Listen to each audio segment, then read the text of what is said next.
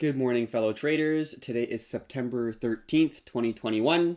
My name is Keith. We got Nathan here. And in this podcast, for our 64th podcast, we're going to be talking a little bit about some fake news. Not all of it will be fake news. We'll touch a little bit on a smart contract that recently came out for a very large project. We'll dive a little bit into El Salvador's taxes and their opening up to the world for people who want to basically either trade or generate income through crypto.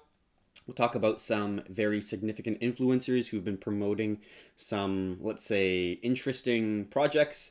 We'll dive a little bit into the story of Walmart and a project that was quoted to be coming out as a payment gateway, which is a little bit of fake news, which we'll talk about. And then we'll end off the podcast talking about our man, Mike Saylor from MicroStrategy. So thank you very much for tuning in, and I'll pass the first story on to Nathan. So just to dive right in, we do have some bullish news coming out of the Cardano ecosystem about its final launch of the smart contracts that we've been waiting basically 4 years for. The Performante team, myself and Keith, have definitely been vocal critics of the Cardano just because it was founded in 2017 and they've taken 4 slow years to develop smart contracts. And when you compare this to its competitors, for example, Solana, BNB, Ethereum, Polkadot, Avalanche, the list goes on and on. They've definitely taken their sweet time. But as of yesterday, September 12th at around 11 p.m. PST, they did release smart contracts. These called the Alonzo upgrade. And this is something that's been a long time coming, where it adds some usability of smart contracts into the ecosystem. Apparently, it is not full adoption yet. There is some limited usability, but as of right now, there's been around 10,000 NFTs already minted in the Cardano ecosystem. And I do think that we will see some more decentralized applications like decentralized exchanges and other apps come and hit the market. But one thing that is important to consider is that Cardano uses a bit of a different programming language. And so, for example, it uses one called Haskell. And there is another one that it uses that is a bit more obscure called Plutus. And these two programming languages are different than what most other smart contract platforms like Ethereum use. So this creates a different demand from the developers because they kind of have to familiarize themselves with this new language in order to develop a product they're confident for on the Cardano ecosystem. Charles Hoskin says that these two languages are more secure and more robust, but I think that's kind of against what most programmers are leading to believe. And so we are really going to see if this Cardano ecosystem takes off. In my opinion, with this price decline today, it looks like it peaked. It looks like it peaked at around $3.20 there. And we've seen quite the pullback since then, and it'll be interesting to see if it makes that high again. Because in my opinion, it's already priced in the hype in terms of its relative market cap and how it's performing relative to Bitcoin, Ethereum, BNB, etc. And I don't think there's that much higher of an upside unless we see a massive push from the rest of the market. Just because it is very new, there's not that many products on it. And in my opinion, the market's already priced in the hype surrounding Cardano. Yeah, I completely agree. It's kind of the buy the rumors, sell the news type of event where it was hyped up. Cardano obviously had an absolute monster of a move from kind of in the middle of the summer where it was like $1.20, $1.40, pumped all the way above $3 as you stated. But now with the overall market pulling back, aligning with the buy the rumors, sell the news type event, it's no surprise that we are seeing a pretty significant pullback from Cardano, and I also do agree with it being priced in terms of the new smart contracts that are being implemented. So we'll definitely keep everyone updated in that front. It'd be interesting to see the DApps and like the decentralized exchanges that are coming out of Cardano, although we have seen a lot of different projects already kind of take that step before Cardano. So we'll see if that earlier action taken will be able to kind of keep more of the volume in their exchange. Because at this point where there's so many different exchanges that are really kind of fighting for volume and liquidity, and that would just be the end result of individuals within a market deciding which network they want to choose. So I'm kind of going with more Solana and BNB and Ethereum, but there are a lot of individuals who are a big fan of Cardano, so I think that ecosystem in that space will still grow quite significantly. And moving on to the next topic, we're going to be talking a little bit about El Salvador and Bitcoin. They're basically looking to attract foreign investments by adopting major tax breaks on Bitcoin trading and really just the entire cryptocurrency market. And to kind of quote the government representatives, would be if a person has assets in Bitcoin and makes high profits, there will be no tax. This is done obviously to encourage foreign investments. And the individual also said that El Salvador will impose no tax on either capital gains or income generated through crypto. So this would be even liquidity pools, staking, any sort of real decentralized finance where you're able to generate an income through crypto, which is pretty unbelievable because you can get that double compound effect where you are not only appreciating in the asset that you're holding, but you're also making more of that asset. So it's a pretty promising offer for the country of El Salvador to be offering basically a safe haven for major crypto enthusiasts. It kind of seems like it's the Puerto Rico of the world, where Puerto Rico is like where a lot of the United States citizens goes because they have reduced taxes. So El Salvador does seem like they're trying to increase international investments and trying to get people who are really interested in crypto to basically come on over because they're getting massive tax breaks that you can't really find anywhere else. Yeah, I think it's going to become a haven for this new age of digital entrepreneurs and crypto investors. One interesting note is that El Salvador's sovereign wallet is called Chivo. And this is basically what they're going to be using as the internal form of payment. I remember recently, I think they airdropped $40 of BTC to everyone who had set up their Chivo wallet. And it's interesting because there's some kind of internal features. For example, the wallet would temporarily halt Bitcoin transactions if the value of BTC collapsed. And this is just to minimize the impact of extreme volatility or price fluctuations. And to be honest, I'm not really sure how I feel about that. It's a little bit of a centralized control, a centralized stop loss on how the wallet could operate. It's a bit of an interesting application because it's designed to protect the consumers, but it's in itself it's kind of against the idea of what BTC stands for. Another interesting component of this adoption that El Salvador is pushing is that all local merchants must accept BTC as a means of payment, and they also offer feeless transactions to move it into US dollars or to use special ATMs. So that's definitely reducing the friction for the citizens of El Salvador when they are using their sovereign PTC wallet known as Chivo. And so, just to move on to our next story, we do have a bit of fake news that hit the market concerning the Litecoin Foundation and Walmart.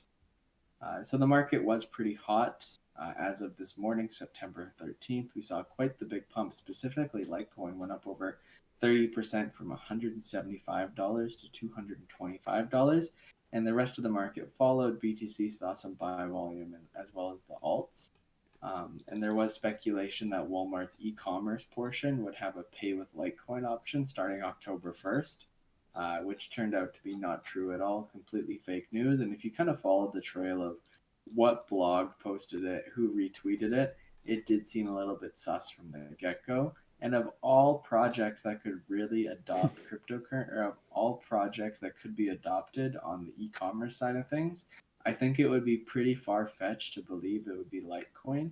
In Yeah. my opinion, Litecoin's pretty much a dead project. There's not much going on. There's no development. There's no creativeness going on with the project. It's basically just a cheap transactional coin that you can use when you need to move funds off your Coinbase wallet or something like that.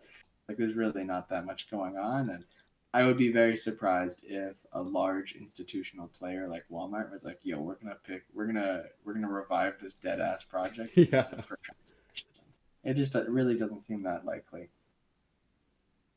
Yeah, I completely agree. It was a pretty hyped coin back in like even like peak of 2017. It was still doing really well, but as time goes on, they're not really coming out with anything new, and there's no marketing or anything like that. So It kind of was a hyped coin back in the day. It's, in my view, in the same pool as where we saw, let's say, Chainlink was a really big one back then. There's a few really big ones. Litecoin was another big one. There was like the BCH with the whole Bitcoin fork thing. So yeah, we're definitely seeing a lot more interesting projects come in kind of in the 2020, 2021 phase. So it's interesting that out of all the projects, they would pick Litecoin. Kind of ironic and kind of funny in that way. So moving on to the next article here, we're going to talk a little bit about MicroStrategy and MicroSalar, the man who has been on a Bitcoin buying spree, So right now, as of September 12th, the company, MicroStrategy, owns 114,042 Bitcoin, which is an obscene amount of Bitcoin. And recently, he has on Monday said that he has bought an additional 5,050 Bitcoin to add on to his total accumulated holdings.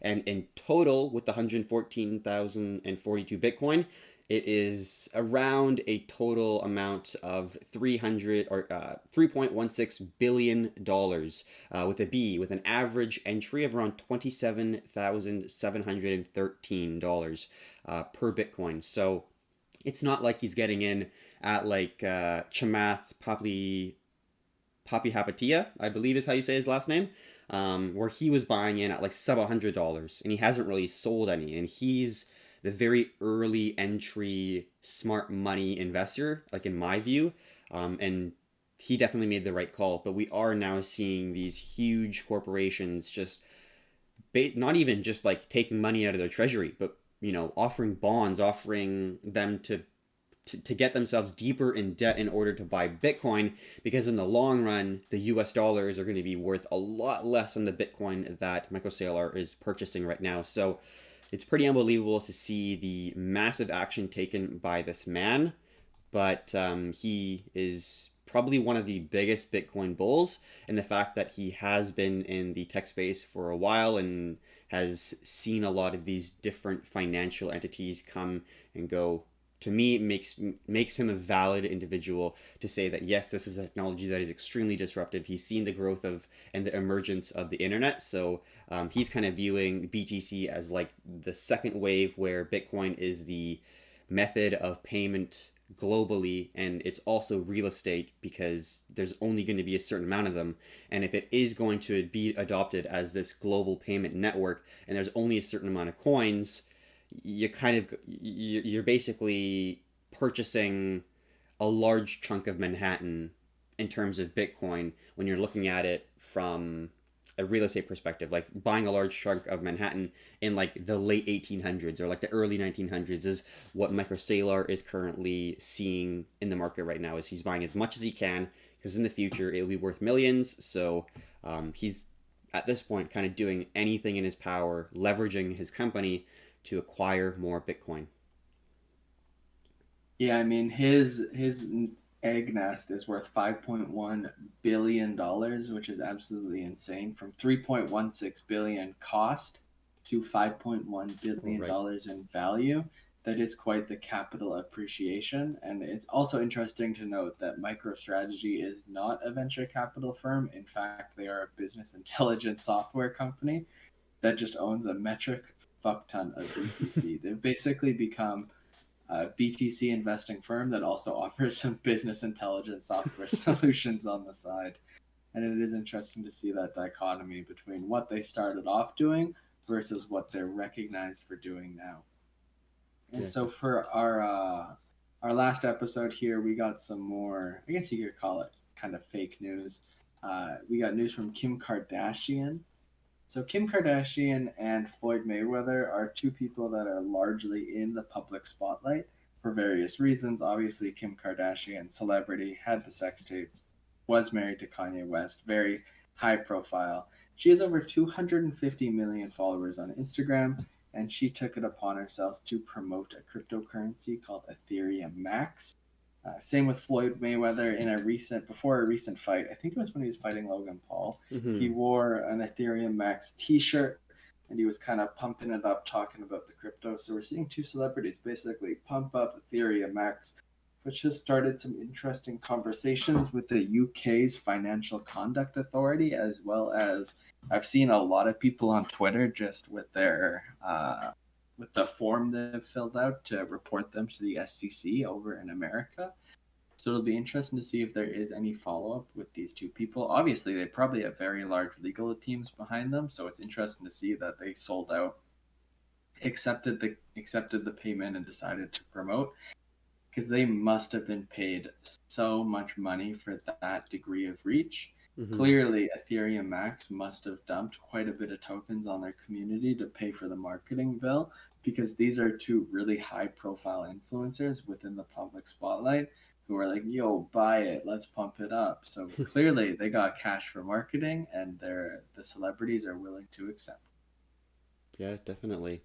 It's kind of interesting to see how some tokens or like some assets in general don't receive that much corporate capital to promote it in terms of the marketing, in terms of the advertising, but they do really well and they absolutely blow up. And then you see other companies that spend millions of dollars to get in front of the eyes of thousands or hundreds of thousands of people, maybe even millions of people, and they still really never get quite off the ground. And definitely seems like the case for this project here, Ethereum Max. But don't think this is really going to be stopping in terms of individuals promoting small market cap projects that want to get in front of the face of people. But yeah, like you said, really interesting to see the Ethereum Max project pass the due diligence of the two parties involved. Because yeah, you're 100% right. They must have some sort of team to look into projects that they promote. So interesting to see it pass both Floyd Mayweather as well as Kim Kardashian's due diligence team. So that's basically going to be wrapping up this podcast. Just want to touch on the last thing, basically kind of comparing how much crypto Michael Saylor has versus, let's say, a country like El Salvador. I just wanted to kind of have a good understanding because the numbers that Michael Saylor is pulling is pretty unfathomable, but El Salvador holds around 550 Bitcoin, which is worth around, let's say, $26 million. So I just wanted to put into perspective how much accumulation Michael Saylor is actually doing right now, or like accumulating right now. So massive respect for the man, and I'll leave the rest of the podcast here for Nathan. And thank you very much for tuning in. Appreciate the time you have taken to listen to us banter about the crypto news. We did have some diverse stories, some fake news, some real news. Just wanted to keep it lighthearted and cover some of the diverse topics, because obviously with this Cardano launch, people are hyped up, but the market momentum is not really following what people want to do. So prime example of buy the rumors, sell the news. And as we head into the second half of the bull market, we do think September will be a bit of a quiet month for BTC.